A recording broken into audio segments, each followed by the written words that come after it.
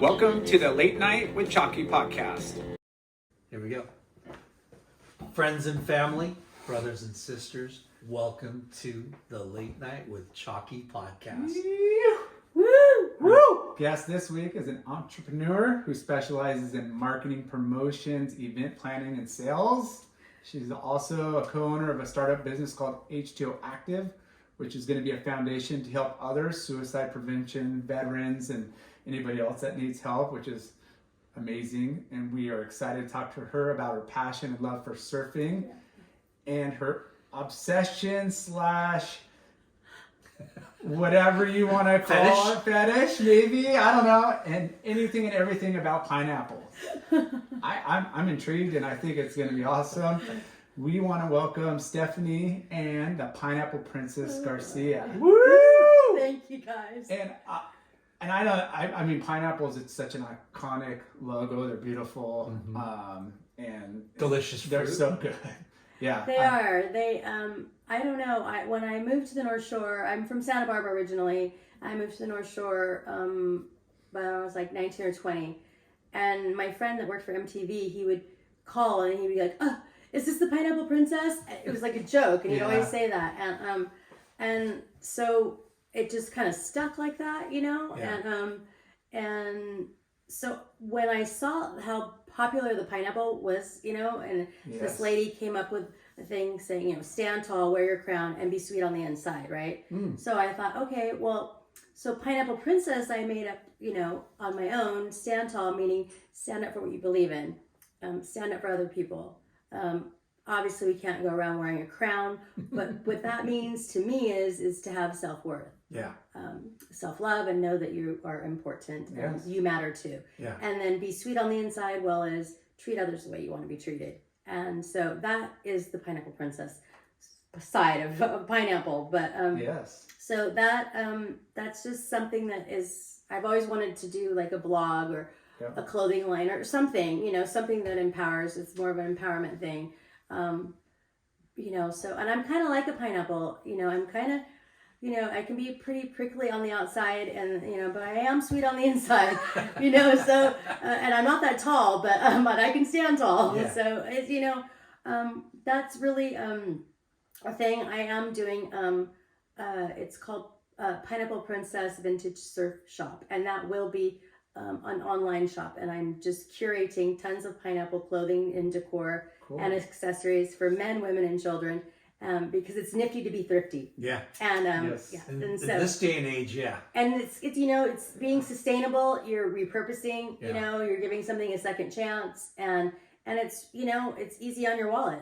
You know, so I've really found it's super fun for me, because now when I go thrifting, like at Goodwill or whatever, the ladies in there go, "There's the pineapple. Oh, wait, come, there's pineapples over here." Like, you know, they always, and so it's funny and so funny. Well, in our world, surf, like pineapple goes hand in hand. Yeah. It's an iconic logo that is. Well, Ben Gravy's logo, right? Ben Gravy. Yeah. For sure. And, you know, there's been, you know, a lot of back pineapple, in the 50s, tree. you know, they have that song, Pineapple Princess. It's a Annette Funicello song, and it's called, she's the sweetest girl you'll ever meet, Pineapple Princess. And it goes, it's a total, We'll have to find I that. couldn't believe it when I found it, and I Googled it. We'll have to find that. That's awesome. And in the Urban Dictionary, I don't know how I found it, there was a Pineapple Princess, and it said Pineapple Princess is very rare. She's very rare, and she is very sweet, but she basically, it described me to the T, like she That's doesn't. So crazy. And I was like, whoa, this is a trip. So yeah.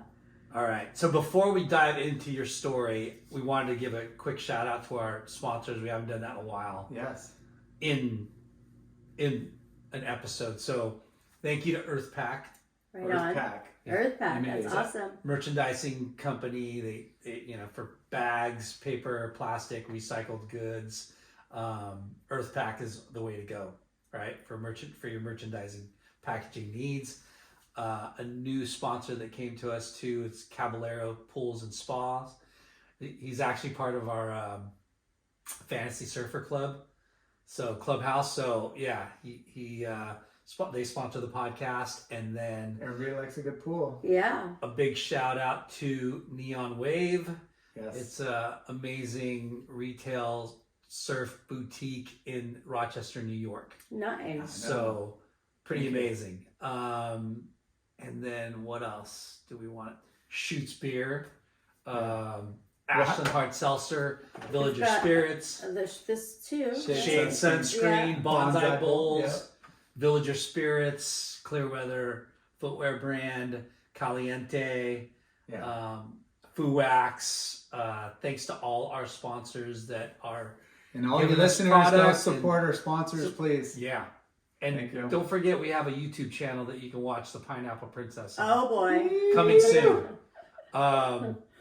So yeah, let's start at the beginning there. So you mentioned Santa Barbara. Yeah, I grew up outside of Santa Barbara in this, well, they call it Lompton now, but Lompoc, which is right near Halama, Surf Beach, Hollister Ranch, and El Cap, and that whole scene. So beautiful part of the coastline. Yeah, it was. I didn't realize how fortunate I was growing up in such a beautiful area, right, until I got older. Yeah. Because I little sleepy for a teenager, or a young kid, teenager. Like it's not. Yeah. But it just, it was. I'm a Halama girl at heart. I grew up at the beach. My brother was, he was 20 years older than I. Wow. And he was into huge gap. He was a bass player and he hung out with surfers. He didn't surf, but he, all of his friends that played music, they surfed. So I was, he would just tote me along. So I love music. I love guitars. I love bass. I love, music in general. And I fell in love with surfers, right? And surfing. So I tried to date a cowboy one time, but I just couldn't. It was, I loved the cows, but I just missed the beach. It wasn't the same, it was the Wranglers and the boots, and I was like, oh, no, this isn't going to work for me. But he was a super nice guy. But it's just... surfers are cut from a different piece of cloth. Yeah, they are. And it's a whole different mindset and a whole just... And, and then, so say 20, my girlfriends all moved to Hawaii. 2 of my girlfriends, and they... Wait, hold on a second. So your brother's 20 years older than you. 22. 22 years older than you. Your parents, waited a huge... My mom, they had me, my mom was in her, late 40s. So I have a sister that's 22 years older than me. Wow. And then my brother was 20, and then my other sister is 18. So, older. So I was kind of an only, when I was born, my sister, the oldest, was getting married. She was, crazy. No, my poor mother, because she's like, you gave me all my white hair, I was like, but, and so we had a family restaurant, and, so I grew up, with adults. I didn't play with Barbies. I grew up. Everybody's contributing to the house. I wanted to be big like everybody else, right? What was the restaurant? It was called Cafe San Martin. It's still there. Well, I don't know if it's in business, but we had it in the family for 40 years. My mom, they bought the land with my grandfather, and my grandfather went into business, and they built the restaurant.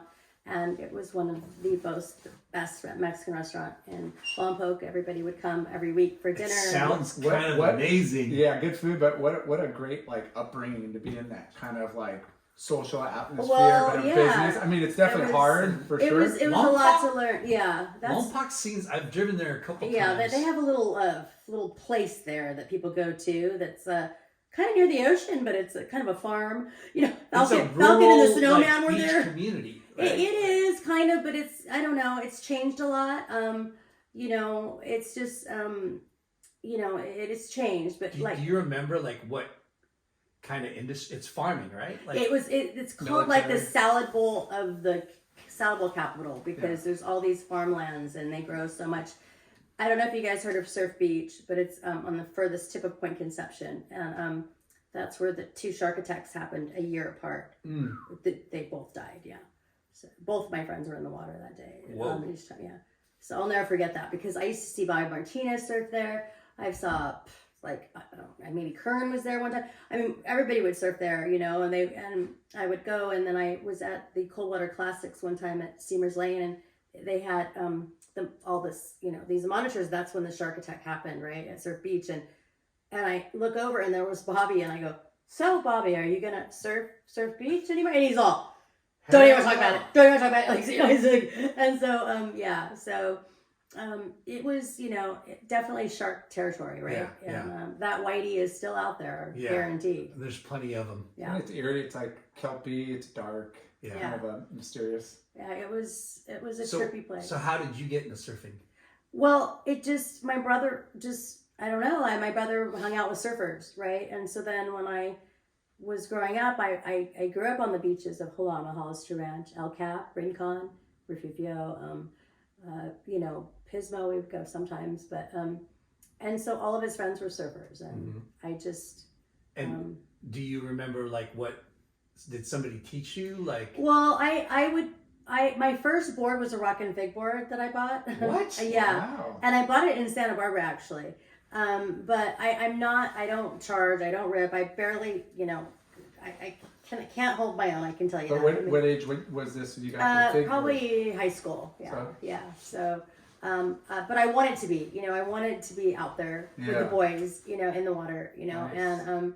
and I, you know, I was immersed in Surfing magazine, and, you know, and, so, You gotta be committed up there. It's cold. oh, it's kinda- cold. You know, it's not like the summers and even winters down here. Yeah. It's completely like. It's really different. I still have my wetsuit, which is a 4.3. That's what I have. But I you know, it was, you know, I moved when then my girlfriends moved to Hawaii, and my one girlfriend's mom got ill, and so she had to fly back, which left just one by herself. And she called me and she's like, Stephanie, you know, I was dating a guy that was in the Air Force. He was on the surf team. He was from Florida. We had the best surf team, as a matter of fact. We'd compete against Camp Pendleton.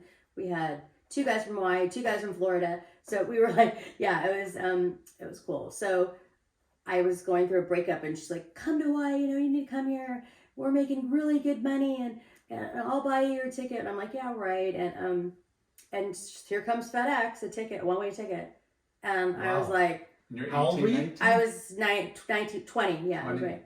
And I had already been to Hawaii once, and I went to Maui with my sister as a nanny type thing to help her. And I remember writing, you know, a class paper about it, saying that someday I wish I could live there, right? You know, Yes. I loved it.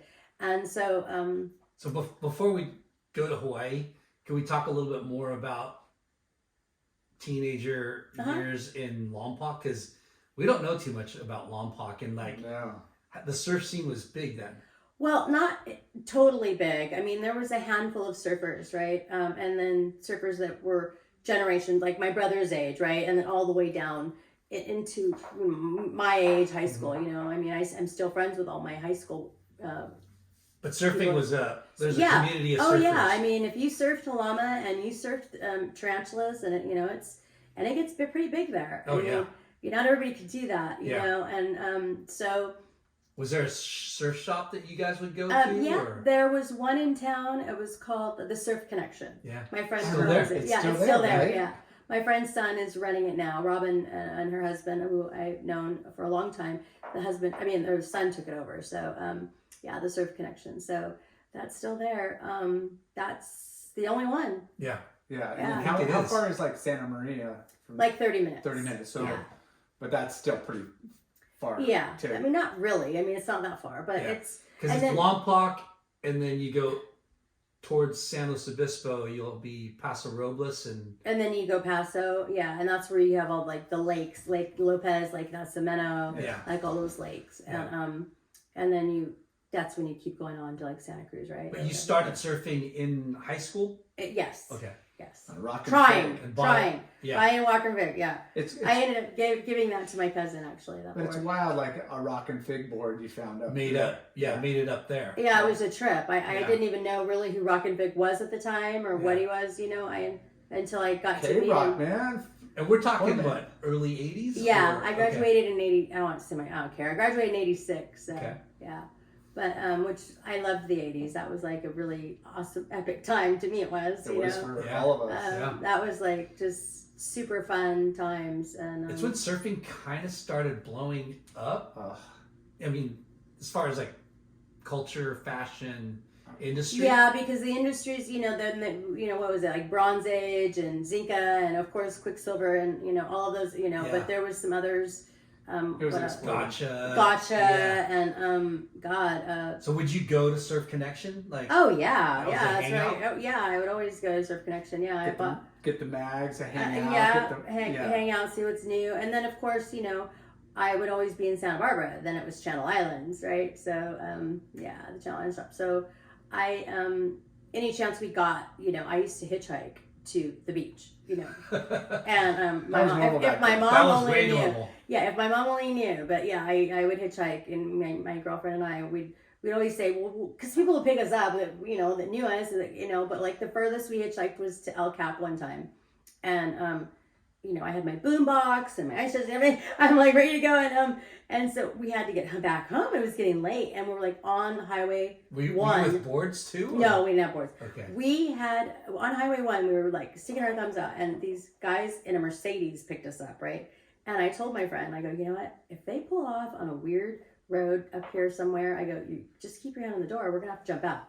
And she was like, I go, we're gonna have to jump out. And gotta have a plan. Yeah. And so sure enough, they pulled off right towards Hollister Ranch, going up that way. And I looked at her, I go, and well, it was, they had something else in plan to stop and do. But I was just like, yeah, it was kind of scary. But we got home, but that was like the furthest we hitchhiked was, I guess, to El Cap, which is like 45 minutes away or something like that. Yeah.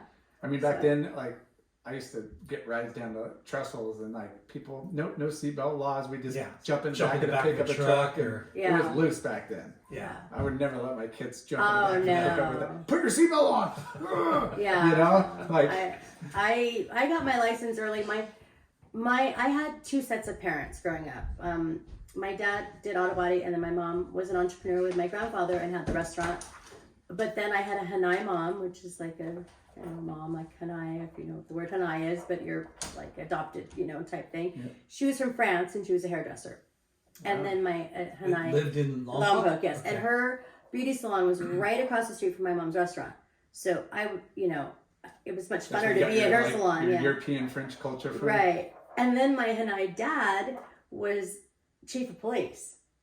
And I met him. Her husband or separately? No, the kid on my block had a paper route, and I would help him with his paper route. And he'd ride bikes, and that was part of his route, was the station. So I got to know the chief, right? He would come out, but I didn't know that his wife was a client of my Hanai's mom at her shop, right? It wasn't until he came in one late night, and I was still there, and to get his haircut, because he would come in at night when ladies were gone. And he walked in, and I'm like, hi, I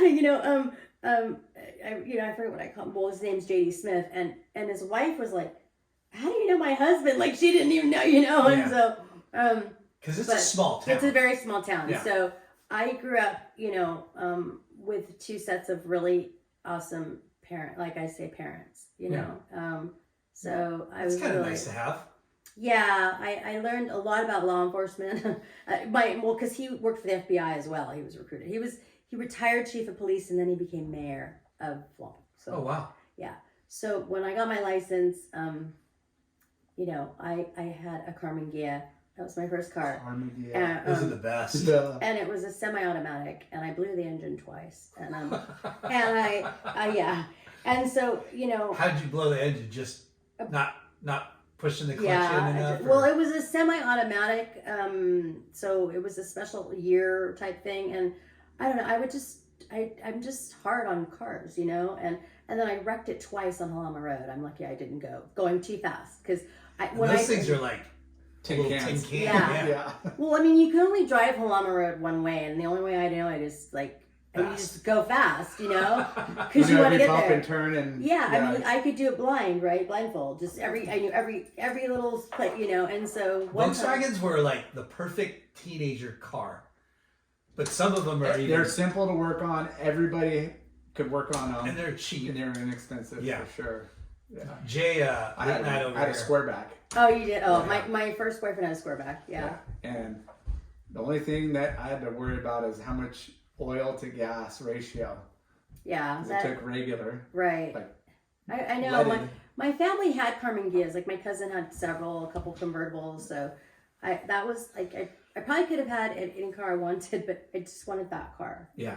Well, everybody at that time period drove Bugs and, squarebacks. Yeah. Hatchbacks. And they were popular. Buses. And Pintos. Yeah. They were popular amongst like surfers. Yeah. For sure. Yeah. In my high school, same thing. Like everyone drove Bugs. Yeah. Well, really? Yeah. Yeah. The squareback was a hand-me-down, but it was perfect because you could put your boards in. Yeah, put the boards in and not have to worry about them strapped on top. Yeah. So were you a good student or? Oh. Well, I don't know how I graduated high school, to be honest with you, because I was like hardly at school. I mean, after were you lunch. boy crazy? No, you sound boy crazy. I had the same boyfriend all through high school. I think at 14 or 15, he was 19. Surfer that I met. So, So I don't know about that. Surfers. Yeah. And he lived right around the corner from me.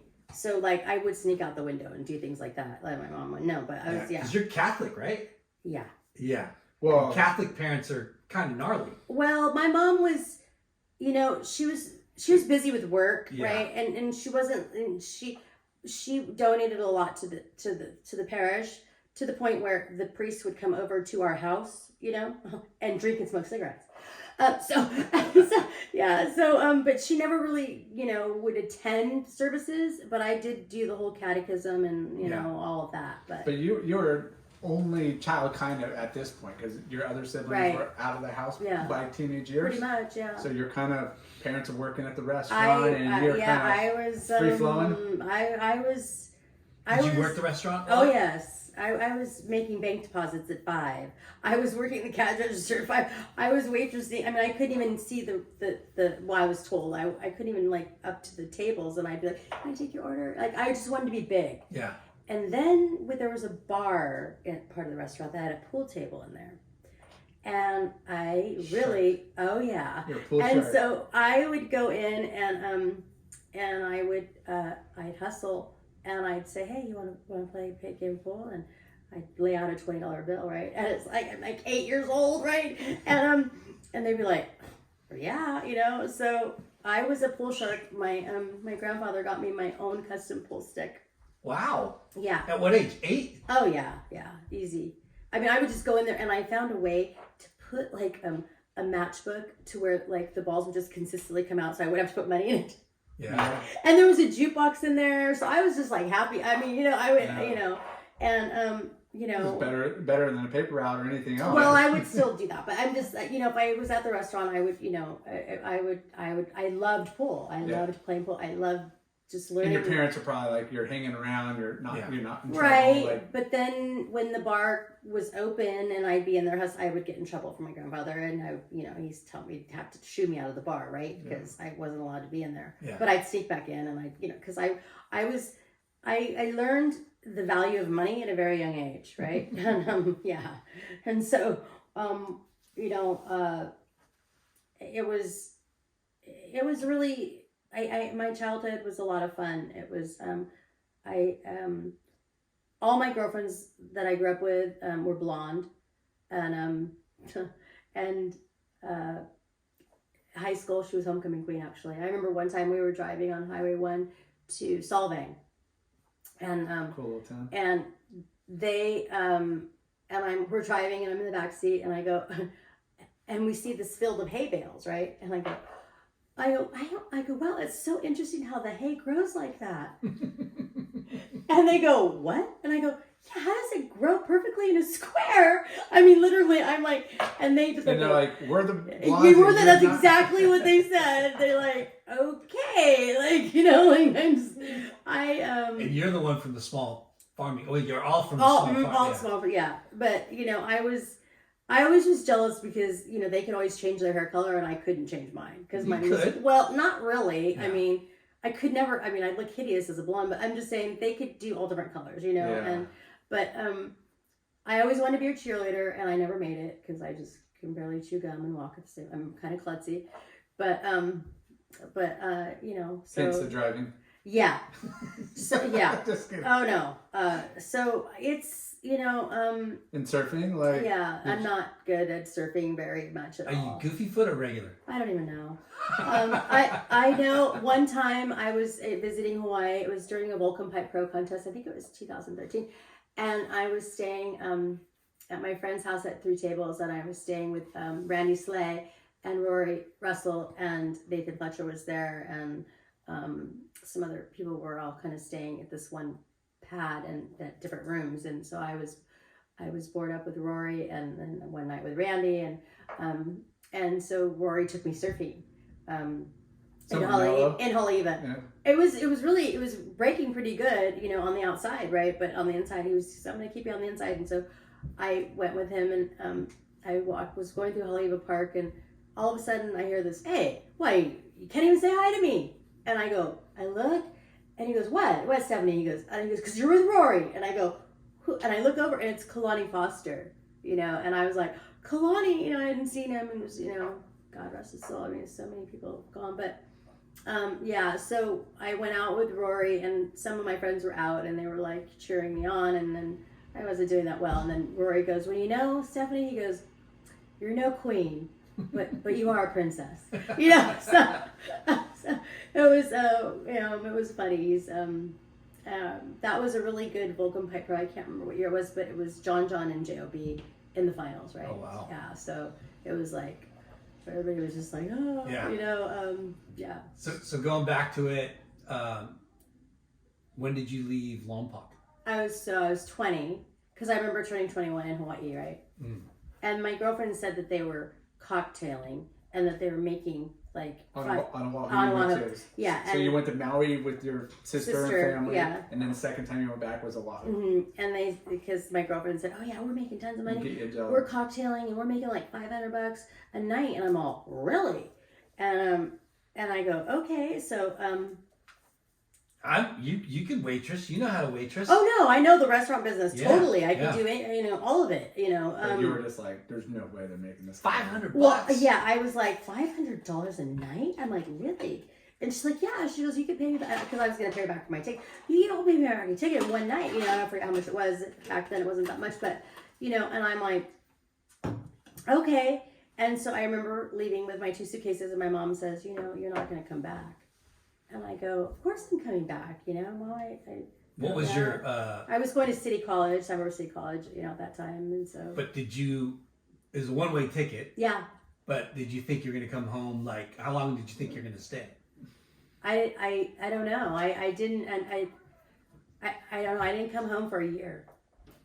Yeah. Did you think you were going to stay that long? No. So, but I had a feeling that I would. It's just, I don't know. I just, I wanted to kind of have a new scene. You know, you just, when you grow up in a small town, you kind of want to, get out and so, but then when I got there and, she took me to the place that they were so-called cocktail waitresses, wasn't what I expected. And I was like, "Oh my God, this is no way. I go, it was, I was like, I think we know where. I think we know where a couple of those establishments are. This one, what you don't really? This one is very infamous, and of course, so the Korean lady was like all over me because I was local, right? So and all of her workers were blonde, right? And how whatever, and so she was like, I'll give you all pain, blah blah blah, and I was like, you were more sought after? Yes, because she didn't have like local, because no girls on the island could ever do that. Be working that type of an establishment. Well, it's such a small world, and everybody knows everything. And so I told my girlfriend, I said, what? I'm sorry. Can we tell the spot? Yeah, I guess. Femnu. Yeah. Femnu. And many people have heard of that place. Yeah. It was. So I told my girlfriend, I said, "You have to quit." I said, I wasn't raised like this. I said, I can't work in a place like this. I said, "You have to quit. We have to, I'm not doing this." And she was like, "All right." So we went and got a job at Silly's nightclub. and we had to wear like these skimpy outfits, and we were. Where was that at? It was like near Tony Roma's, I think, or down in Waikiki, and they were grabbing us, and we would walk out of there with like $25, and she said, "You know what? I'm not doing this anymore. I'm going back to the club. I make $500 to $1,000 a night, and nobody touches me." She's like, I don't care what you say, Stephanie. She goes, "I'm not doing it anymore." And I go, "Oh God." Because it was kind of was the other place like feminine? What? No, it was just one of few places, and it just was the spot, right? Yeah. Well, we were in competition with Club Roxa. That was like they had like because she like my roommate was a penthouse playmate, and so that's like she had that was her standard, right? For the club was like really top notch, right, girl. So so we went back, and she was just like she was Korean, and she was just like "Oh, come on, I pay you good money, and you make good money," and I'm like, "I don't think I can do this. Are you? It's not just topless. It's and I'm like, oh, my mother. I was just like, no, I can't. Well, I had like I don't know 10 shots tequila, and and then that was it, and I just remember coming home with bagfuls of money, and like at 19, I was making like 10 grand a month, and it's crazy. Yeah, it was crazy. And that was like early 90s. Yeah.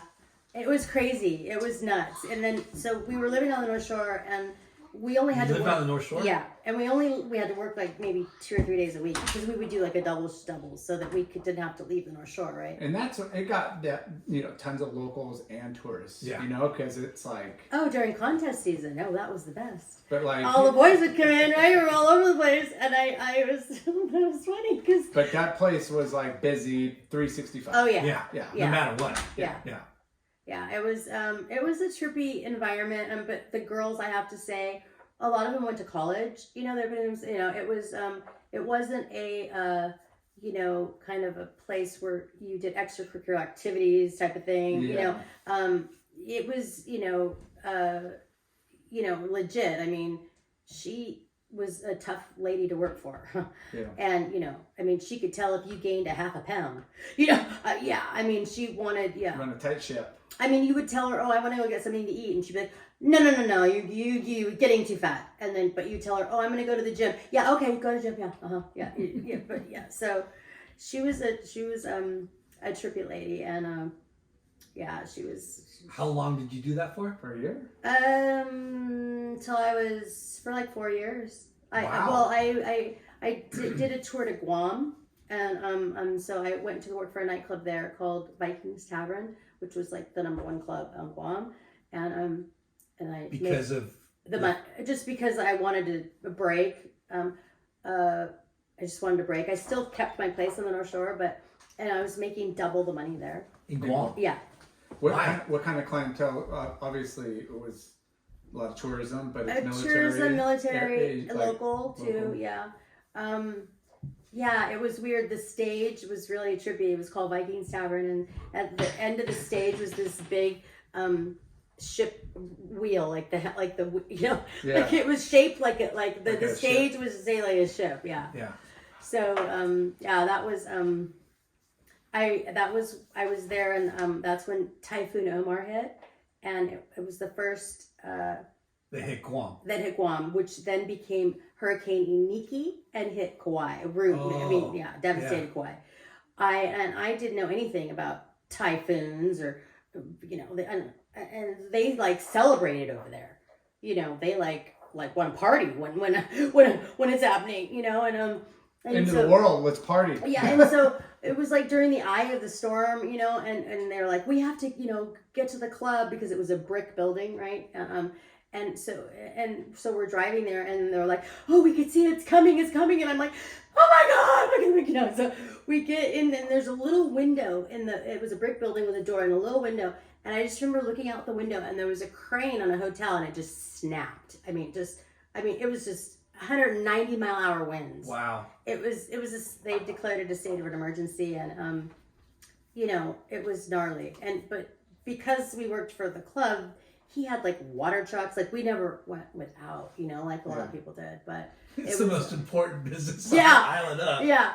You know, Protect. It even got even, you know, busier after that, you know, so it was like, but, you know, because, so yeah, but. Nothing else to do. Yeah, so it was really kind of scary. And of course my mom, I did do like, back in the day, I would do like swimwear competitions and modeling and stuff. And so that's what she thought. And I was a makeup artist. So I still did those things because I didn't want to have to like lie totally. Yeah, you gotta have backup plans. Yeah, and my girlfriends were like, why do you diversify? Why do you have to go, you know, I would work at Al Moana and I would, you know, was a freelance makeup artist, and then I would go to work at night, and they were like, you don't have to do that, you know, like, why do you do that? And I go, no, I have to do that because I just wasn't. That way I can tell my mom something and not everything. Exactly. Yeah. So with Guam, I did some modeling there, and I was one of the pictures was used on the TV Guide, I think, Guam TV Guide, but it was a totally different culture. It's Chamorro there, their language, you know, and so Chamorro, yeah. Did you learn it? Not half a day. Well, you know who was raised in Guam was Jim Kempton. Yeah. So I remember when he didn't know that I knew that, and I think I sent him an email, and I put on the bottom half a day, right? He kind of went over his head, but half a day I put that's like their aloha, you know, whatever. And half a day means aloha. Well, it means like kind of half a day, like Yeah, you said it was like a Waikiki kind of break where you learn to surf. 90% humidity. Yeah. Oh yeah, you're on the equator. Oh yeah. Like it's. So I've been to other places. I haven't been to Guam, but I know that feeling. So what was the reason to work in Guam? Because somebody had said, oh yeah, this club's hiring and they'll pay for your air ticket, and they pay for your condo and blah blah blah, and the girls are making like hand over fist, and I go, really? So I think I might have sent in something or whatever, and then sure enough, here comes a ticket, and you know, and I'm on a plane, and it wasn't that far. I mean, it was still far from Hawaii, but it's like a 20-some-hour flight, right, from LA. Yeah. And so that was all new to me, like being over, because I planned on going to Bali, so it was like halfway, but I never made it to Bali because I got sick there and I had to come home. But I was gonna go to Bali by myself. It was. I went to Saipan. Too, which is another little place. That was a trip, and so you did some cool traveling. Yeah, not really that much, but I mean, Saipan was two places in paradise practically. Yeah, but it was a trip because I Were you going solo, like to Guam? You didn't go with other girls, no, or I anything? go by myself. Yeah, well, then a couple girls came from the club, right? But then they couldn't handle it. It was kind of brutal. I mean, because it was like so humid and. Yeah. All I did was work like 7 days a week and just stash cash. And so I would. Were you smart with your money? Yeah, back then I was. I mean, back then I was. But I would send home I was sending home money orders made out to myself, and my mom had a safe in her room, and she was like, "Well, God, you're sending so much money." Yeah, like what? Yeah, really? like she was How like. How many faces do you do a day? Yeah, she was. It's really like. Real good. There's a lot of tourists, Mom. Yeah, she knew something was funny that was going on, but and so it was, you know, it was, and then I kept thinking, this is really going to be hard to get out of this industry because how am I going to make this kind of money, right? It was too easy. Accustomed to, So not to get too personal, so you first start, you tell your friends, no, we can't do this, right? And then you go to the other place and it sucks. Right. And people are way more grabby. So you go, you do your 10 shots of tequila. Yeah. And it got easy? Like. Well, yeah. I mean, liquid courage, right? I mean, yeah, I was like, I had to do that all the time. I mean, literally. And which wasn't a good thing because, you know, but, you know, it was just what it took for me. But then, you know, my dad died of alcoholism, and my brother did too. And at the time, I never thought that I would ever go down that road, right? Yeah. But I haven't drank in 10 years, so good for you. Good for you. So Lyndon's on like 6 weeks. Yeah. Good for you. Yeah. It was yeah, but that was part of the thing, the whole lifestyle, because people would buy you drinks, right? And so you could sell a $20 drink and you got $10, right? If you sold a $100 bottle of champagne, you got 50.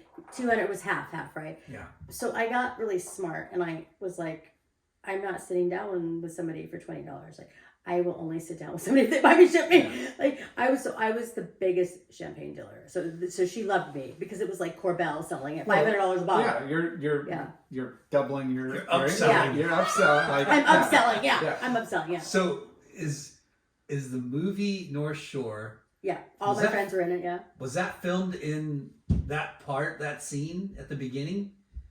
Surfer buy me drink. Oh, kind of, but probably not in Femme Nude. But okay. Yeah, that was that buy was me the drinky. Yeah, buy me yeah. drinky. Yeah, buy me drinky. Yeah. Yeah. Yeah, I always thought that was in Femme Nude. No, I don't think so. I think it was at some. I think they try to emulate that kind of Yeah. But remember that scene? Yeah. Surfer, buy me drink. Now that you brought it up, I was trying to figure out. I'm like, now I do for sure. Yeah, that was an epic film. Everybody. Well, then Were you there at that time? I believe so. Yeah, I think so. Because that was like 87. Yeah, maybe. No, I was there after. It was after that. Okay. Yeah, because I graduated in 86. But Jason was in then I moved to North Shore, right? And I see all these surfers that I see in magazines. I think the first person I met was Dane Kealoha, and then the second was Marvin Foster, and then Michael and Derek. Party or just on the beach? Just on the beach, just whatever, people's houses, and then I met Jason, and he was a pro surfer. He was on the cover of Surfer magazine at the age of 14, which was back then unheard of. Jason Majors. And he was his. I remember Jason. His protege, his mentor was Ken Bradshaw. Ken Bradshaw. Yeah. Okay. So Jason was fearless, and he loved big waves, and so I was he was my first boyfriend on the North Shore. My only boyfriend, because once you he was part of a club on the North Shore. The Hui? Yeah. Yeah. And so once you date somebody in the Hui back in the day, that's it. You're off limits. You're off limits. Yeah. So you have to go to town. Yeah. It's Hawaii's small, North Shore is like really small. Yeah. Well, it was still country. Yeah. When I lived there, it was still like country. Yeah. And because everybody would say town and country. Well, I live in the country or I live in town or whatever. But it was really like a trippy thing to like be in that realm during that time. Well, especially if you come from being a small town in Wampa. Yeah. A surfer girl. You're looking at all these magazines, and then here you are a few years later on the North Shore seeing everybody in the magazines. Oh no, I would flip out. I'm like, oh my god, it's D'Angelo. And Jason would be like, Stephanie, you can't do that. Like, you can't act that way.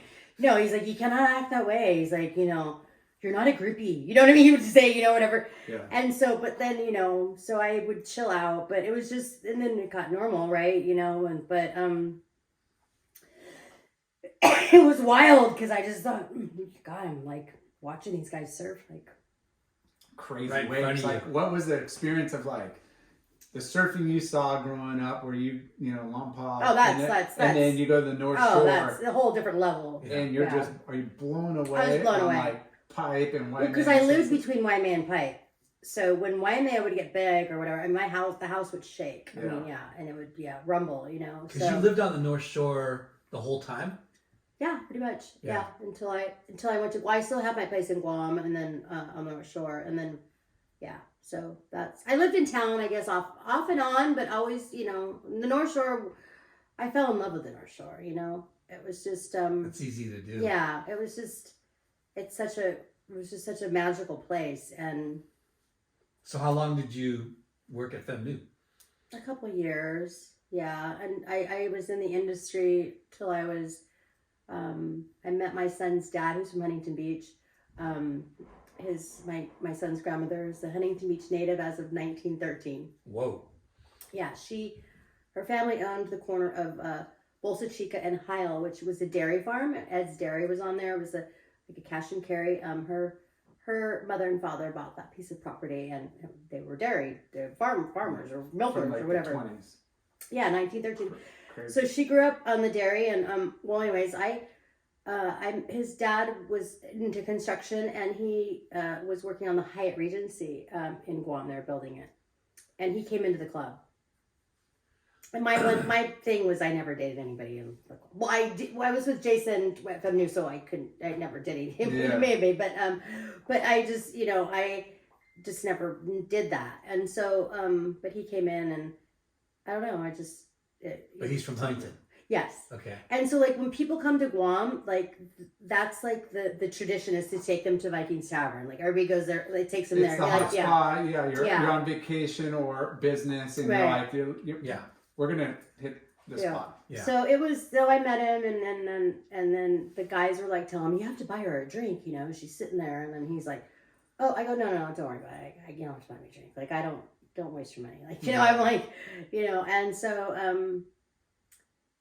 so we just ended up. That's when you know she liked him. Yeah, I did. Yeah, I'm not upselling this guy on the champagne. Yeah, I couldn't do it. I couldn't do it. I was like, I think he's kind of cute. Like maybe this could be the exception, right? So, but then there was a beach called, what's it called? It was on the beach. It was a real popular beach that had a bar like on the beach, and so everybody went there, and so that's I would see him there, and then he came into the club a few times, but he didn't come all the time. Yeah. No, and then so he was there on a construction business deal, building this hotel. He's like a few months, 6 months, a year. He was going to be there. Yeah. And so so we met, and then we just he ended up he says, well, I gotta go back to Orange County, and I go, he goes, what are you gonna do? And I go, I have a house on the North Shore. I go, I'm not living in LA. And he's like, it's not LA, it's Orange County. And I'm like, whatever, I'm not living there. And so he got that was right after Hurricane Iniki, right? And so his friend was on Kauai, and he said, would he come there to work? Because they needed people. And so he said, he said to me, well, will you go to Kauai? And I said, of course, anywhere in the Hawaiian Islands, of course, I'll go. And so I packed up my house on the North Shore, moved to Kauai. And we only knew each other 9 months, and I got pregnant. Whirlwind. Yeah. And I was like, whoa. And so then, changed your life. My whole life changed. And I was like, what am I going to do? Like, I can't do that anymore. And I as a mom, that wouldn't be right. And I can't, what am I going to do? So I could still do makeup. I was still a makeup artist, right? Yeah. So anyways, I, only knew him 9 months, and I got pregnant. I was like, oh my God, but, so I always just tell my mom I'm not having children, because she would always say, you just wait till you have kids. You just wait.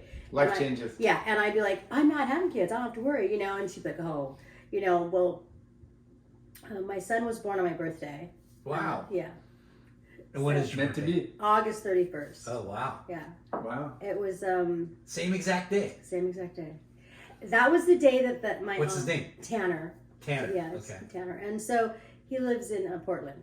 But he's 28 now. And he thinks mom is just nuts. Because it's all kids. Yeah. That's all kids. Kids. He's just my son, I wanted him to be pro something, right? Yeah. And so we had a half pipe in our backyard. He was skating when he was 3. He was riding motorcycles at 5. He was he was really athletic. I want you to be in these magazines. Yeah, and I wanted a champion, and so he competed and did all those things, but he just wasn't, and he, sometimes he'd get first, second, third, it was good. He was especially in motocross, he had a trainer at a private track that I would take him to, and I knew that his trainer was in high school, but I knew eventually he was going to be AMA, and he is. I don't know how good he's doing now, but so I love motocross. And I love skateboarding, even though I can't do either one of them, but I just, it's all right. Could be a fan of something. But I had my son sponsored by Honda, Yamaha. I mean, I'm like the mom that okay, we're going to get you sponsored by, I forget, I can't think of the parts now, but because the parts, right? They're expensive. Your bike goes down, so, you want to make sure your bike's covered, right, by and stuff. So I, but get whatever you can. Yeah, whatever you can. So, so he did that for a while, but he just Did your man surf? Yes, Okay. yes, yeah. He surfed. So growing up in Huntington, Yeah. you'd hope to. Yeah, he surfed, and he's still like a big kid. Even he still rides motorcycles. He's got a 450, and you'll just see him doing wheelies on his pit bike, like in the track. I mean, that's just his dad, So, his dad's Italian and French, and I'm Mexican. My family's from Sinaloa, Mexico, and so, but I grew up, in California, obviously, so yeah, he's got quite a bit. My son is he's a good looking boy. Yeah, and he's really like his dad is one of those people that didn't know how to turn on a computer, but now he could build one. Wow. And like he took a Blazer, and it was just metal frame, and he built the entire Blazer himself. He's never done it before. He's just one of those people that are like hands-on, like they can figure stuff out. And I'm that way too. Like if I can't get something to work, I won't stop until I figure it out. Yeah. It's a good trait to have, I mean, I'm like a believing in terrier, yourself and just like, I'm competitive with my own self. Yeah. I don't, or if I play pool, but but I'm not as good as I used to be because I don't play as often as I do. But it was weird because we would come visit Huntington to see my son's grandmother, but we never went downtown. Maybe once, like we always just stayed at her house. I was right on Bolsa Chica and Heil, right near where the dairy was, right? So, so I moved to Huntington about 6 years ago to help take care of my son's grandmother. My dad was gone when I was 24, and then my mom was tragically killed in 96. So by the time I was 26, I didn't have any parents. Right? Wow. Crazy. Yeah. Ugh. And I had a 2-year-old. And then that's when you guys had to get rid of the restaurant, or at that time, my it was when somebody, it was a nightmare after my mom left, and it was and I decided to move back from Kauai because I thought it would be the best thing, because I was in shock. It's like losing somebody in a blink of an eye is horrific. It's How'd your mom pass? She was she went in for gallstone surgery, and the doctor severed her liver, and he killed her laparoscopically. Wow. And he tried to cover it up, and he, because that's what doctors and hospitals do. They're very, Yeah. And so, liability. it was we wouldn't have known that what happened to my mother if they hadn't done an autopsy, because they took her to another hospital and they didn't want to be liable, right? So. She flatlined twice, and I guess in California, if you die like on an operating table or something, they have to do it. Like nobody's gonna say we want to. That's kind of. I mean, I don't think I could have said that. I want to autopsy my mother. Yeah. But we were never told. Like my mom was going in for a procedure that's like minor, and and the doctor knew what he did, but he tried to cover it up, but you can't repair a liver. That's one thing you can't do. It's like Jello, right? So I wasn't there. I was on Kauai when I was in the air when she passed away, and so it was really devastating for me. And I thought that I needed to come back to California to be closer to my family, right? Yeah. So we left Kauai and we moved back, and got the three of you, or Yeah, I was with my son's dad for 11 years, but we never married. But I think part of me knows that if we would have stayed on Kauai, we probably would still be together, because we had a lot of the same interests, and we both, his mom owned a bar and restaurant here in Huntington, and so our parents, and then his siblings were 18 years and 20 years older than him. It was weird. Like, what? Yeah, it was really weird. Like we had so much in common. What was the bar and restaurant called? It was called Charlie's. It was over by McDonnell Douglas, over like in that area. It was her logo was like the Charlie Chaplin, but she turned it into a female with red lips. It was a Oh, I don't know that area over there. I should because Huntington. But she had it for forever, and in a couple different locations, I think. And so she was an entrepreneur, and then she also owned Izzy's, which was right next to that watering hole on Bolsa Chica. What's that? High Rise. It's on that side down, but there's a bar that's like kind of a dive bar, whatever. I don't know, but she had Izzy's. Well, there was a high-end salon there as well. Like that guy, was it Mark McGuire? Yeah, he would get his haircut there. Is he from Huntington or somewhere? Yeah. And so she had a door that went in to the salon, so they could come in, to Izzy's and buy bagels or coffee or whatever. So she still, was an entrepreneur after she got out of the bar business, right? So she was way different than my mom. She was like a very social lady, belonged to the social clubs, and she you guys hit it off? Oh yeah, man, I loved her. I loved Grandma. She was a hoot. You couldn't get nothing past her because she's seen it all, heard it all in the bar, right? And so I mean she was too funny, and so that was my son's only grandmother that he ever got to meet. Yeah. And so he spent a lot of time with her, even after we split up when my son was like in maybe first grade or so. He was with his grandma every holiday because she was like my mom. The whole house would be decorated. I wanted him to have that experience. You grew up with close family. Because to be honest, after my mom died, things weren't the same for me. Like I was on autopilot probably for like, I don't know what I did for like 4 years. Like I don't even remember. Like, it was traumatic. It gave me PTSD. It was really difficult, and I just didn't understand. It was just so bizarre to be without parents. What were you doing for work in Kauai, and then when you moved back, like? Well, when I got my nail license, and when I was on Kauai, I met this lady, and she owned a nail salon called Kapa'a Nail and Tanning. And I met her. Kapa'a. So I lived right at Baby Beach, which is right. It was a really cool. There's a reef. They take all the kids there. It's real calm. And so I met her at the Longcomb counter when I was managing the Longcomb counter, and she'd come in all the time, and she was a beautiful blonde.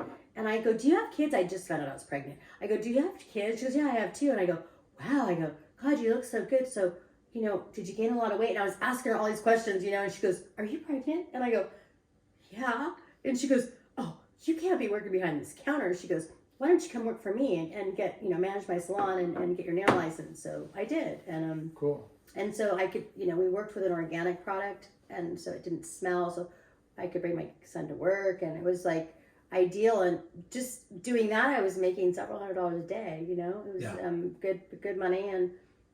But then when we moved to the mainland, I started working for Dean Witter. So I always say Is that real estate? It's a brokerage firm, brokerage house, a wirehouse. We're a big wirehouse firm, and so investments, right? Stocks, bonds, mutual funds. Got it. And so. What were you doing? Well, I started off as just like an assistant to the top producer, but like I said, I'm very competitive, and so. Even though I went to college but never got a degree, took a lot of marketing classes, the business classes, but they kept talking about this Series 7, you got to get your Series 7 to make more money and blah blah blah, and so they would pay for my my classes and whatnot. Cool. And so people would come in like that had their MBAs, and their job was to study for 3 months, and they got paid every month like $3 or $5 grand a month. And if they passed, of course, if they didn't pass, they didn't have a job. So I saw many people with MBAs and not pass. Right? Yeah. And because it's an 8-hour exam, and you can't take it again for 6 months if you fail. So it took me 7 times to pass it. I missed it by 1 point each time. So frustrating. Yeah. It's like the bar, it's like this. So I came up with this idea. I go, I'm going to write a book. it's going to be called From Stripper to Stockbroker. Hey, I love it. The title's amazing. I just Make money. I'm sure it wasn't the first time, but somebody put it in writing is a good idea. I've always wanted, that was like always something that, because I come up with like these slogans and like things, and like I'm really a big logo person, and like my sense of humor is pretty, I say Australian, or it's very, can be pretty like too much sometimes, but we like that.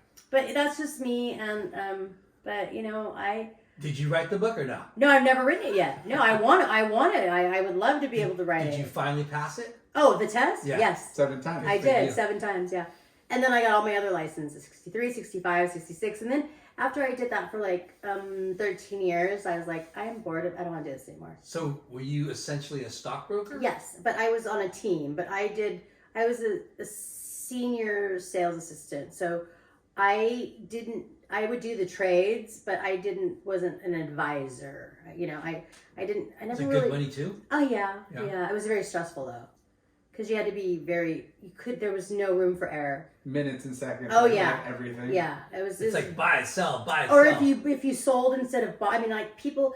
Well, there was a group that were ahead of us, and they were the top in the region, the Murray group, which Bill Murray was his brother. Ed Murray was, so he had Bill Murray. Yes, funny.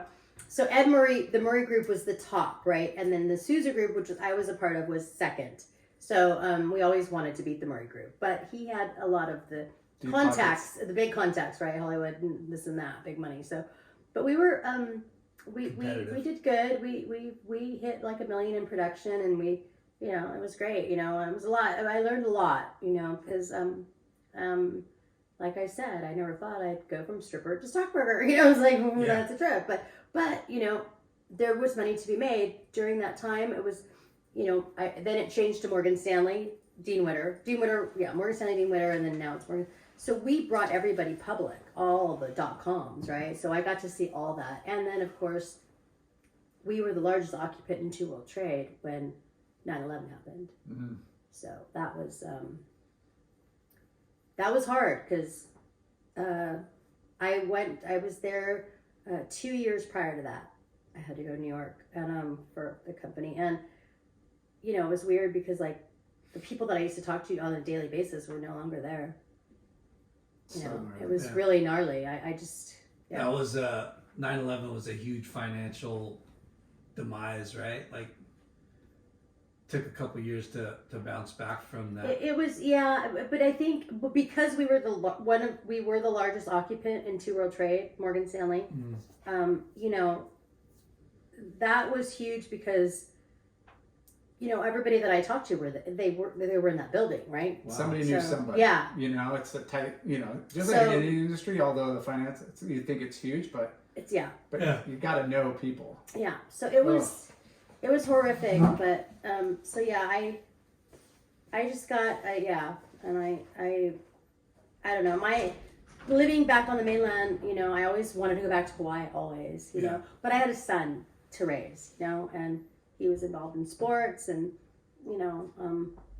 your life is on hold, right? Pretty much. I mean, not really, but I mean, but you can't just I mean, like, if I'm very spontaneous. If someone said, "Hey, you want to jump on my yacht, or you want to go on, want to get my jet, and we're going to here," sure, let's go. Like I'm just, but back you can't do that, anymore, right? So, but that was fine. My birthdays were his birthdays. Parties, which was fine, but that was probably the best birthday present I've ever had. Yeah, I'm sure of it.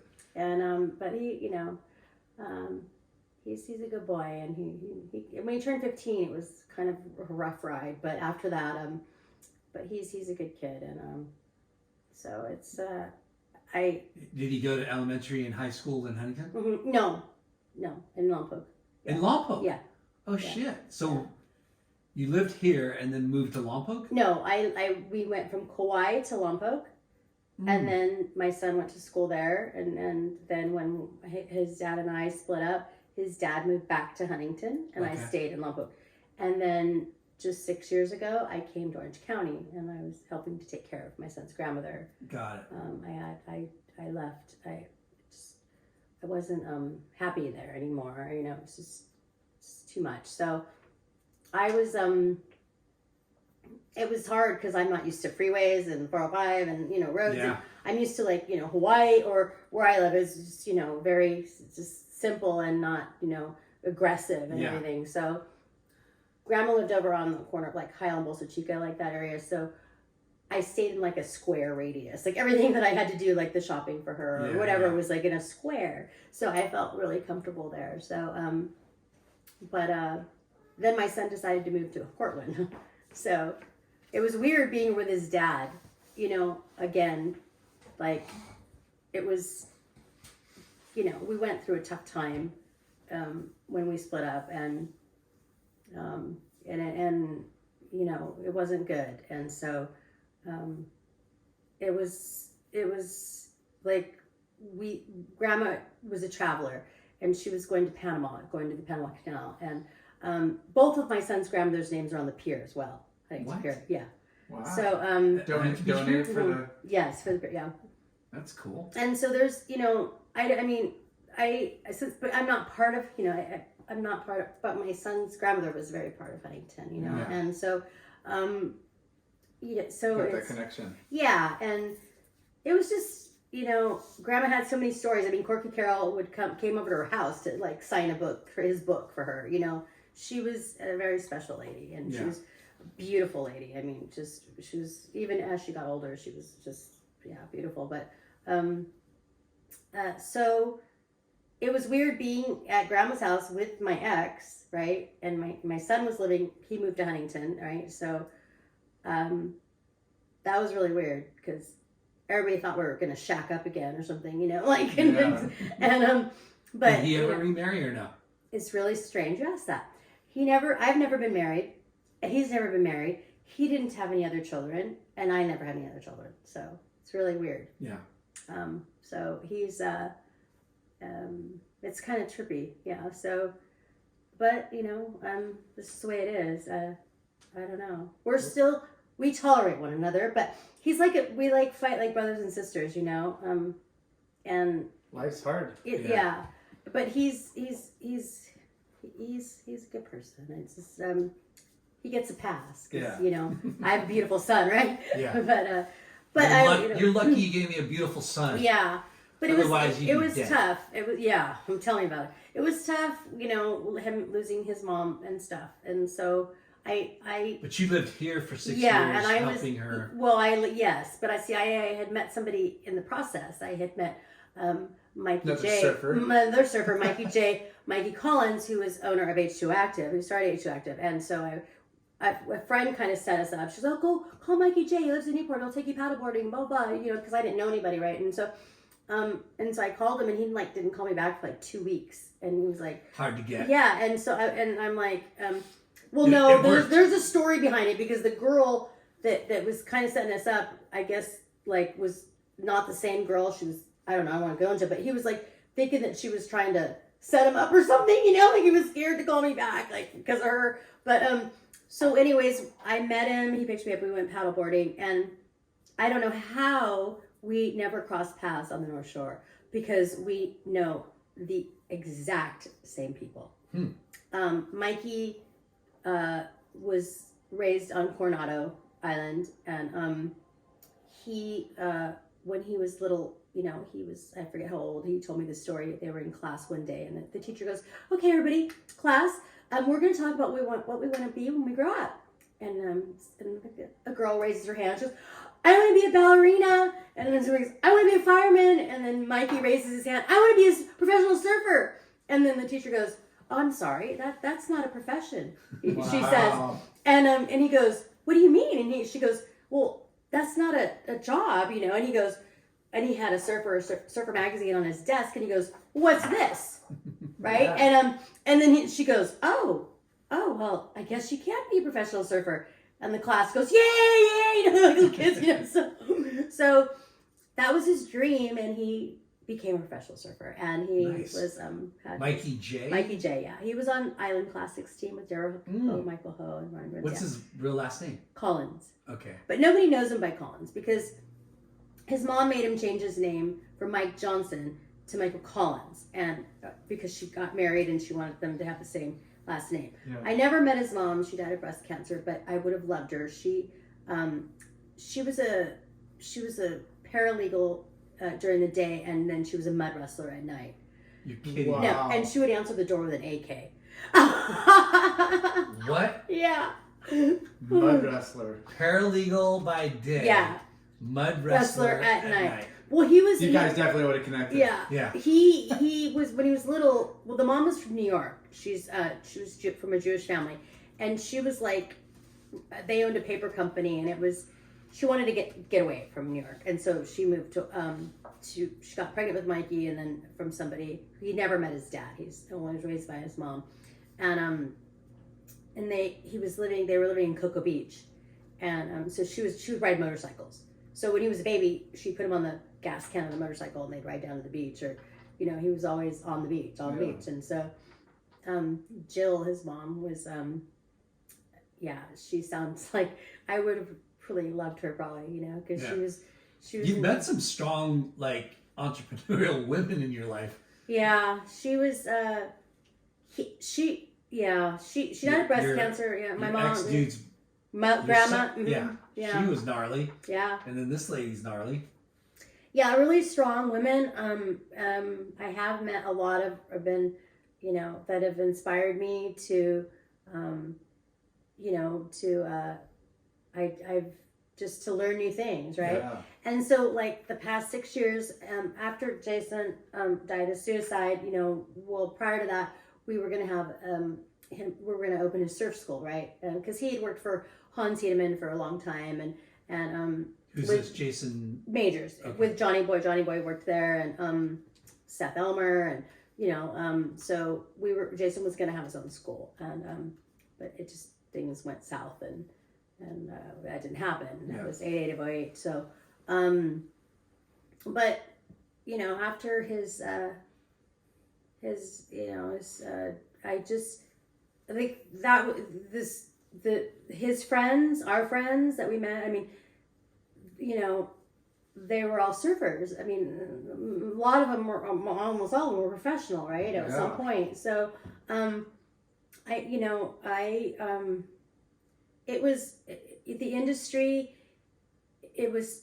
I just kept saying, God, if I could just work in the industry that I love, I just want to work in the surf industry some way, somehow, and that's what we always say: work business with pleasure. Yeah, and surfing, the culture, the life. So my first client was Sam Hawk, and so I met Sam and his wife on the North Shore.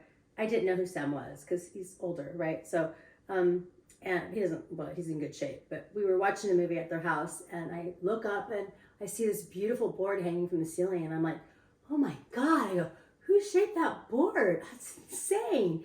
And his wife goes, Sammy did. And I go, really? You shaped it? And she goes, don't you know who he is like that? And I go, I guess not. So we're watching the movie, and I'm Googling it on my phone, right? And I went, holy shit! Like that, I just came out of my mouth, right? And I go, oh my God. So, so I had to come back to the mainland, and as I left their house, I said, someday, Sammy, I'm gonna market and promote you, and make you some money. Nice. And so I did get that opportunity to create his shirts, and I had them on our website when we had our website for $39, and they were selling like that. Yeah. So iconic logo and yeah. And then he was Chris and Sam Hawk, right? Chris and Sam Hawk. Yeah. And then they're HP dudes. Yes. HP. Yeah. And the funny thing is that he was telling me a story about how he first started surfing. He said, well, we lived near this dairy, Grandma's Dairy, and there was a balsa board in the back on these hay bales. Yeah. And I took it, and it was so heavy. But that's where he got his first surfboard. That's just ironic from my grandmother's. That's hilarious. Yeah. Wow. I was like, whoa, that's a trip. He stole it from. Yes, from the dairy. And so him and the brothers would have to carry it because it was really heavy, right? Yeah. They'd all share it. They all shared it. So yeah. I think was it Chris passed a long time ago, right? Yes. Yeah. And Sam just got inducted. Yes. The Hall of Fame in Walk of Fame. Yeah. Just like 2 years ago. 3, 4. Yeah. Yeah. 3, 4, Chris was he a was charter. staying with me. I think he made a final at Pipe. Yeah. They both. Well, they. Right? Sam moved to Hawaii. You know. I mean, like way back in the day. You know. But Sam is. You know, he's a very private person. You know, he's. I mean, I learned a lot about Sammy when he came to Huntington because he was only allowed to stay with me. And I was like, oh my God, I have to, you know, and why isn't Sammy answering the phone? What is he doing? Is he in the shaping? He's in the shaping room. He's, you know, She had a short leash. Yeah. So, but it was cool. I love Sammy, and I had a lot of fun with him, and he's very talented, and you know, his protege was Dick Brewer, right? So yeah.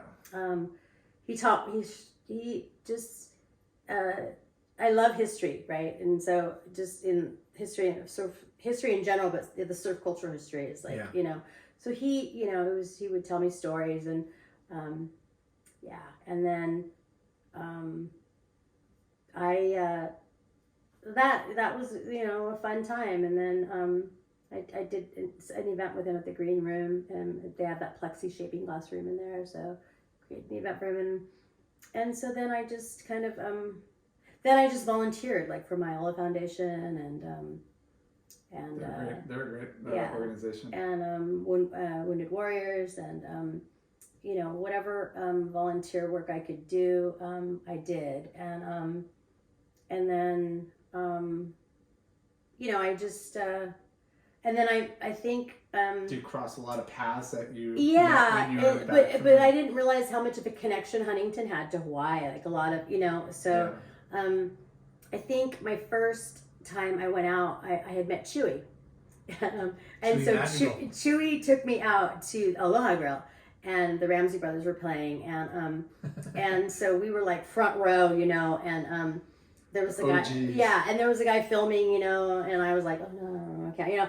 I like, and so, but it was like, it was a trip because I didn't know anybody, you know, but so yeah. Well, those are the people to know in Huntington. Yeah. So Chewy, so, and I work with Chewy, and so we just we're going to be working together on a project called Java Suits, and with I got recruited by Chef David Copland. He does like the Emmys, the Oscars. He just does Temptation Island. He's a chef, but he has this company called Java Suits. It's made out of wetsuit neoprene material that goes on to like coolers, like a big koozie, but you know.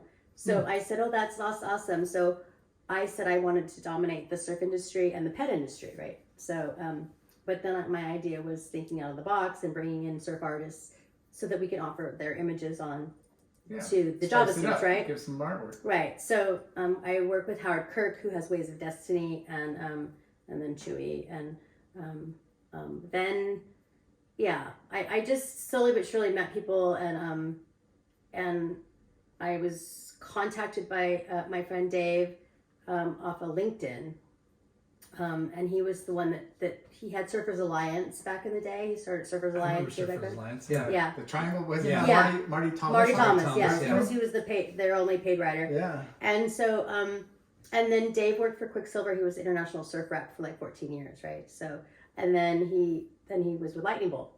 He designed the jewelry for Lightning Bolt. So I met with him, and he was talking about bringing back, you know, doing the jewelry again, and so it was just such a small world because Shirley Rogers introduced me to Jim Kempton. And so, excuse me, and so I started. That's when his book was just launched, Woman on Waves. Yeah. Jim was super fascinating. Yeah. And just accomplished so much. And I don't know when he sleeps. I tell him I don't know when he sleeps, because he told me we're gonna have to like halt our events on Women on Waves, Stephanie. He goes, because I'm going to be busy working on a movie or something like that, like real simple. And I go, oh, okay. And like a month and a half later, he called me and he goes, oh, I emailed you something that I want you to watch. He emailed me the entire movie, right, by Wood Barnes. And so I'm watching it, and I'm just like, oh my God, man. And he gets to the credits, and I'm looking at it. I go, what? I go, like, am I? And so I call him, and I go, oh, you didn't tell me that you wrote the movie. Like, really? Like, Which when, one? you know. Guardians of... Big Wave Guardians. Big Wave Guardians, yeah. Which is premiering, is part of the Oceanside Film Festival, so it's February 24th at 7 p.m. It'll be. Yeah, and there's something on the 11th, right? Yeah, it's been doing a few, like, small premieres. Yeah. He invited us to one that I think he said. I think on the 11th, right? Really small. Is it this? I didn't know hear about that one. Coming up. Maybe I'm wrong. Yeah. Well, I know we're having one in March, because March is women's, but it won't be for Big Wave Guardians, it'll be for Women on Waves, because March is Women's Month, so I'm trying to get that handled. But, so it's just been, like, super... So like, Shirley Rogers introduced you to Kempton? Uh-huh. Okay. And yeah. She's a gnarly... Oh, shit. What happened? Did you die? Yeah. Oh, no. Is it plugged in? The fuck? Oh. Yeah. It's plugged in. It just blinked. So I was shocked to find out that he actually was the writer, and you know, so it's... So when you met Jim and he was doing this stuff, and then when did this small talk come about growing up in Guam and you visiting? And I don't know. You know, actually, but it's just so crazy how many, like, I know, you know, crossed. I think somebody else, we have a mutual friend, David, is a friend, the one that from Surfers Alliance, and like he's friends with Jim, and so I think David was the one that told me, and I go, what? And then I kind of researched some time there. It was a trip, and so he probably didn't know the establishment because he was a young drum, and he bounced at like 14 or something like that. He went, and he sent me an email one time, and it said something like, oh, I'll call you in the Avo, and I go, what is he? Does he want an avocado? I was like, I go, what does that mean? You know, I didn't realize it was like Australian, right? For Avo, right, in the afternoon, right? So I was learning something. So I just like, but it was funny. I'm like, he wants an avocado? I was like trying to figure it out. Yeah. But slang. Yeah. But it's been fun working with him. It's been great, and he's just he's incredible. But So you're doing stuff for the Malua? I do volunteer for Myola when I get some chance, but now I'm going to be part of the Hawaii Surf Museum, which they're opening a museum in Haleiwa, the sugar mill. Derek Dorner, it was the president, and then I'll also be working with Bob Ellis, who owns Haleiwa Juice Company. That's going to be the reason why I met Bob is because his logo is a pineapple surfing a wave, right? And so I was like, oh wow, your logo. I need is to so work cool. with that guy. Yeah, That's cute. And he was like, and I said something like, oh, I love your logo, blah, blah, and I go, mine's Pineapple Princess, and he's like, I've heard of that. I go, you have? And so he was like funny, and so so he's and then of course I also will be working with the North Shore Gun Club, which is Derek's shaping room, and awesome. And Dick, well, you know, he was left all of Dick Brewer's templates, or most of them. Yeah. So good archive to have. Yeah. So Derek, I met Derek, you know, in the late 80s when I moved to the North Shore, and I would joke with him. I'm like, yeah, I remember laying out in front of your tower, hoping that you'd like get your attention, but you never gave me the time of day, you know. I was busy saving lives. Yeah. No, he's like, oh, I had a girlfriend then. He goes, and I couldn't have any side salad because, you know, she would have been dead. I go, okay. That's what he said. I'm sure it was the same thing on the girls. Yes, boys and girls, like, you know. But, side salad. Yeah, side salad. It's exactly side salad. Yeah, it's just, I don't know. I love everything about surfing and the surf culture and surf art and the shape, you know. It's a real, even though I'm not, you know, in the water or like a pro surfer or, you know,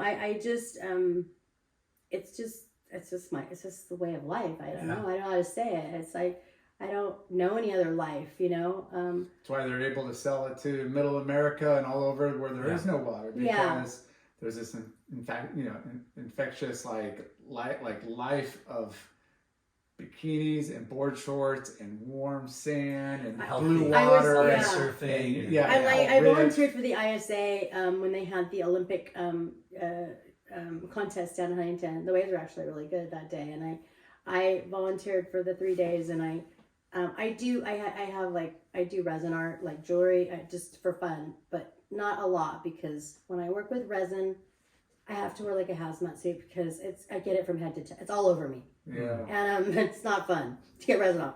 But I also make organic soap. Wow. And so this lady's busy. But I love making soap. I call it, well, and I do art, like I made that thing, but I use stencils, you know. That's the extent an artist I am, but I just like learning new things. I'm an avid learner, you know. Yeah. And now, did you ever write a book? No. Okay.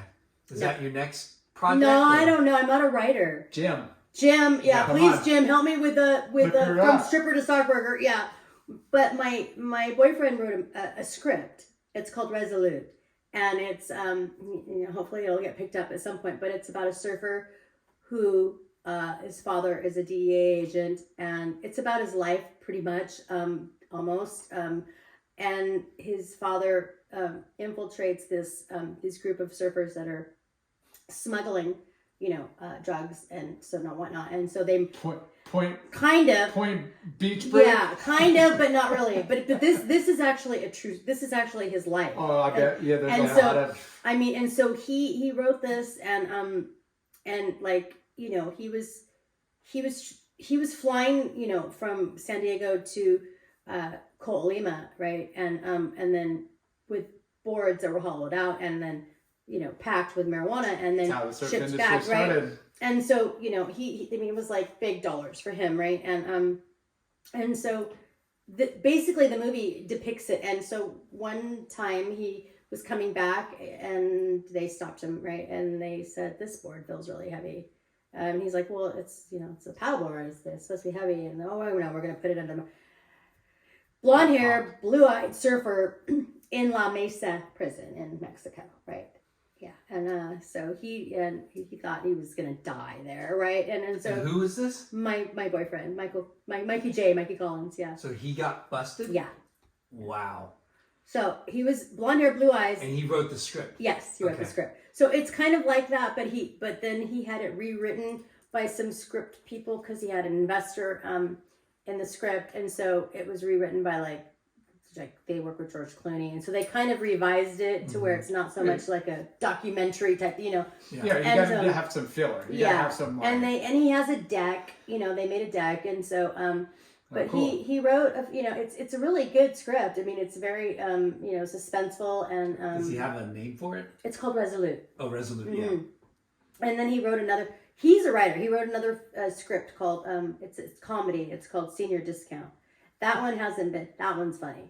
Yeah, that one's funny. It's about like these college kids that get out of college and they get a job at a marketing firm. They're supposed to make all this money, but where they're living, it's like the rent's really high, but all the like the 55 and over, or like the old folks home, are really cheap. So they dress up like like old people so they can live there really cheap. And they have to, and then that is amazing. That sounds pretty good. And then they get all the early bird stuff. Yeah, all the urban. But then all the ladies in there are like hitting on them and scamming on them, because they're all energetic and all like got the mood. Yeah.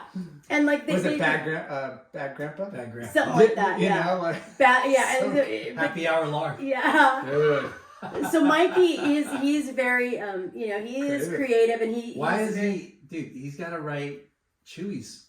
I know, he should. Chewy's story, gnarly. Yeah, his story is gnarly. I thought he was working on it.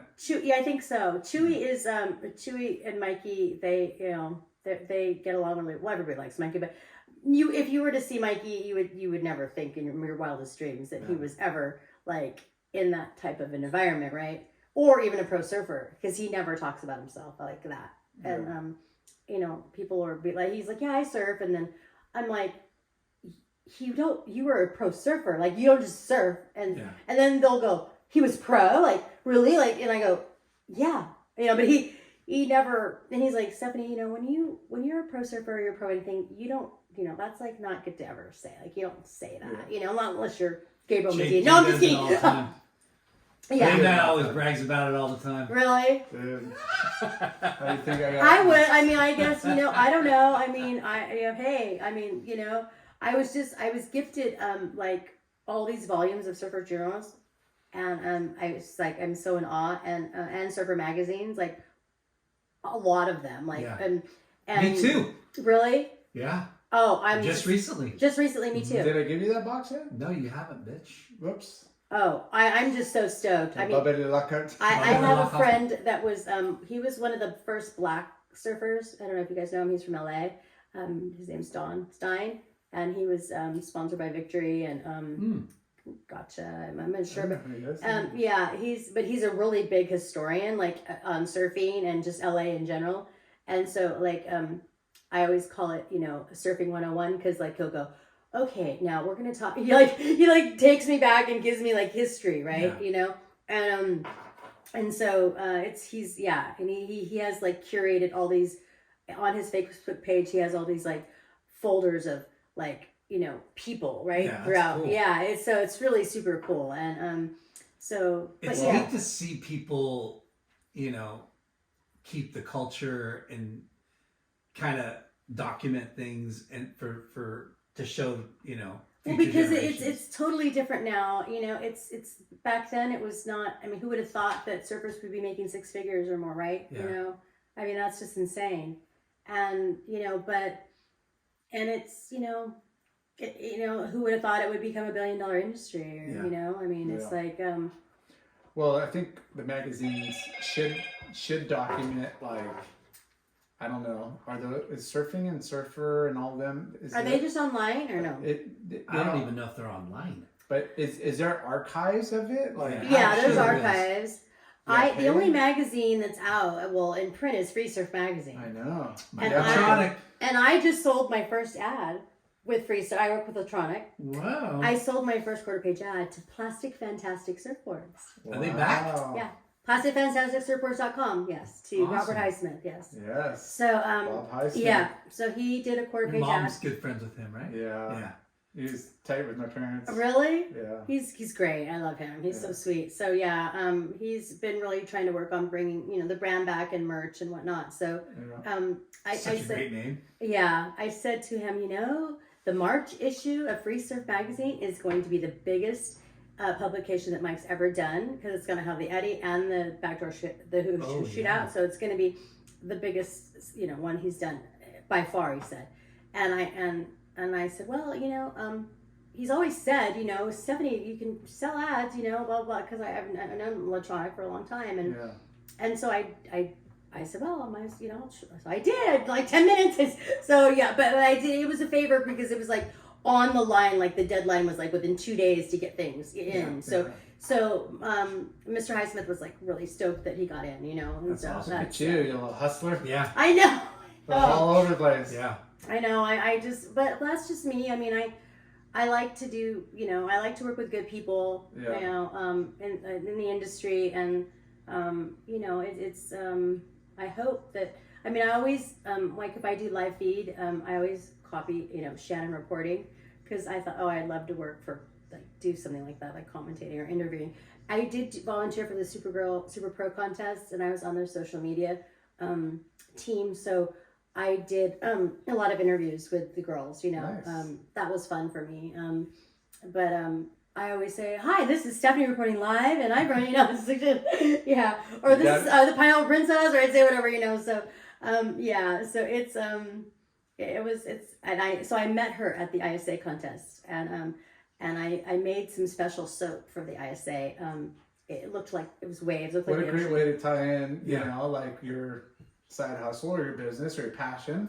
Well, I call it soap therapy, because it is therapy for me when I do soap, but it is organic, and it's an art, really, because you can make soap like really insane. Like, I make it with waves, it looks like the ocean, and I use all organic stuff, and I use like Himalayan salt or Hawaiian salt, you know, and so, but I did special for the ISA that I did ISA, I made out of soap, put letters on top of the soap, right? It was branded.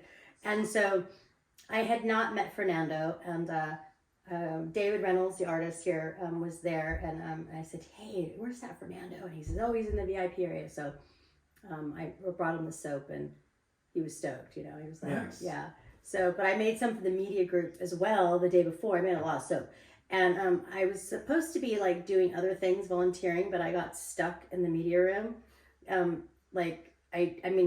fed them lunch and got them drinks and did what I was supposed to do, and then I kind of just, it was the best place to be, right? Yeah. And so I was just like there with my camera, and there's all these people from all different countries, right? All there. I mean, all and under doing the same. You know, it was just like the most insane thing. And then I met these people from Peru, and I said, "Oh, my good friend Raul Kale, is from Peru. You know Raul?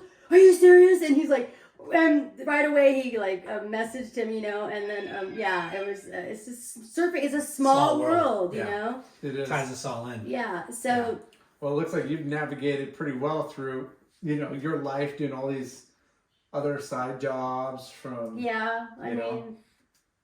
nightlife, to stockbroker, to taking care of family, and yet you're back into surf and connecting with people. I think it'll always be a part of my life. Hawaii is like, that's where my Hanai family is, and it just holds a special place. And being part of, the Hawaii Surf Museum, which will be located in the Sugar Mill, along with Oliva Juice and North Shore Gun Club, it's an honor to be on the team, right? Yes. Because I never thought in my wildest dreams that would happen. I merely called Derek to get a shirt to Laird, that a friend of mine that bought a lot of wetsuits. He bought 800 wetsuits, and I was hired to get rid of them for him, sell them for him. And when I was working with him, he found out that he had 4th stage pancreatic cancer, and he told me he had a month to live.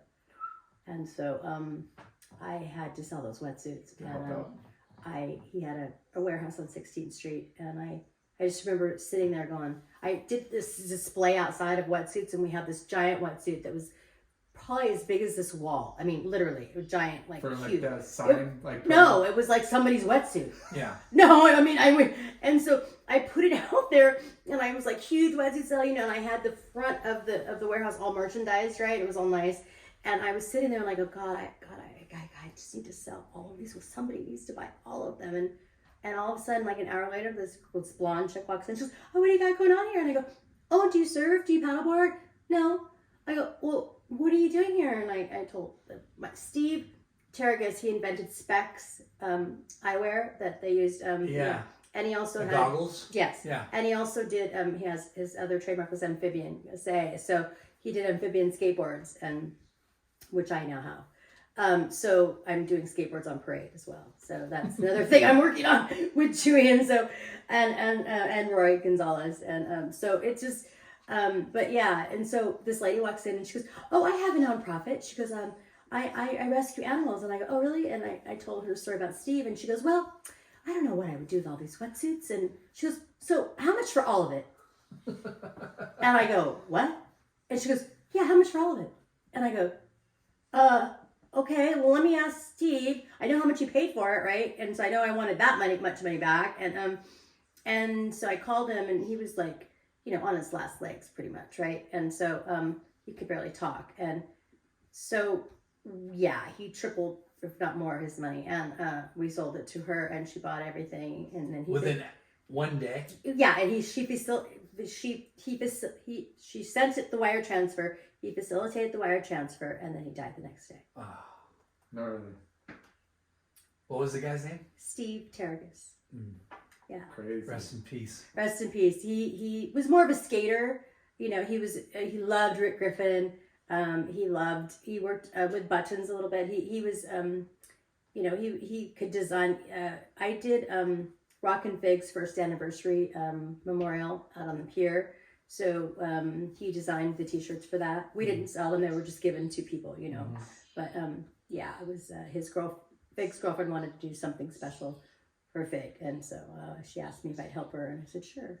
So I brought Steve in, yeah, he was an incredible person. He gave me a key to his warehouse, and he gave me this space. He goes, I want you to have this space so you can do your soap, you can do whatever you want, you can stay here as long as you want, you can spend the night here. There's like places, I mean, it was huge, right? And he goes, whatever you want, Stephanie. And we would just sit and collaborate about, stuff and things that we wanted to do. And good human. And it was really, I only knew him for a short amount of time, but he just was, kindred spirit. Yeah.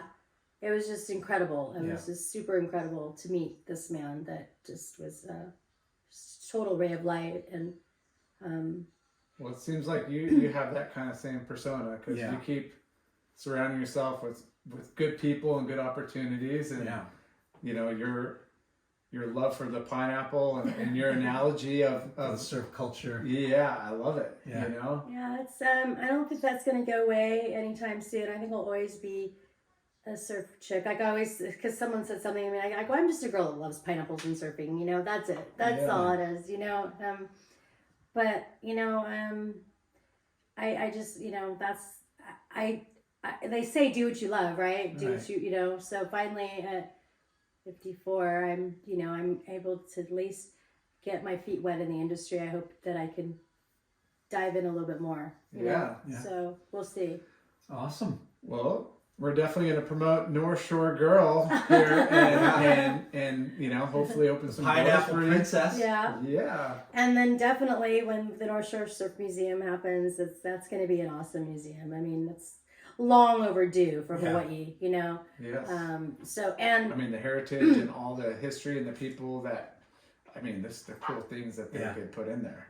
Yeah, and then he's pairing up with this guy. He has oliva juice, the guy with the pineapple on the wave. So he has like this special ingredient, and I should have read more about it, but that he uses. But he was delivering juice to people, like on the North Shore, like really, like to real healthy type antidote type of thing, And so it's just so ironic that I didn't even know that he was working with Derek, or that he was, it's just a small world, It just really is. And so, I still want to develop the H2O Active Foundation, which will encompass, like I told you, suicide prevention and awareness, all working with our veterans and troubled kids and homelessness and all that, and working with like Chewy and my friend Howard, and, surf, music, art, right? Yes. And so, and because, as my friend used to say, kids in sports stay out of courts, right? So that's a good one. So it's good. Yeah. A good one. Yeah. So So well, we wish you the best. Thank you guys for having me. It's great. This is awesome. Thank you Keep so much. Keep us informed on how we could help promote these things, especially when we get H2O Active Thank you. started. And hopefully we'll be able to be sponsored. That'd be nice. And then how can people get soap, or you just kind of? I give it away. But as soon as I get the website up for the Pineapple Vintage Surf Shop, I'm gonna offer the soap and things like that there. Cool. There's two great things that I did. I did broker a surfboard for somebody. It was a Garcia board. And Sonny Garcia? Yes. Yeah. And I know Sonny, and I used to always joke with him. I'd say, Sonny, can you just marry me so I have to change my last name? And he'd laugh, But, he wanted to sell the board for like, I don't know, very cheap. And I said, I can't do that. I said, that's disrespect. I can't do that. And he goes, well, then, sell it for whatever you want, And so I got like $2,500 for the board, and he was like shocked. He's like, "How did you do that?" Crazy. Yeah. Pineapple girl. So Princess. Sorry. Yeah. But and so it was that was really hard for me to do, kind of in a way, because when you deal with things and blink of an eye things, and you kind of, it just brings back stuff, right? For sure. Yeah. So. Yeah. But God bless him, and I it was an honor to be able to sell one of his boards. You know? So that being said. Awesome. Well, thank you so much for sitting down with us. Yes. Stoked to hear your story. Hopefully it wasn't too risque. No, not at all. No. We've had worse. Oh, okay. We've had worse. All right. Well. Yeah. Thank you guys. Interesting. Thank you guys for my hat and my stickers and my peach orange orange pineapple. Yeah. Oh boy. The Ashland variety pack. And my shade sunscreen. Awesome. I can't wait. That's all gonna be awesome. Thank you so much to your sponsors, for keeping you guys going, and thank you guys for your podcast. It's amazing. Awesome. All right, you guys. Thanks for listening. Aloha. Peace. Aloha.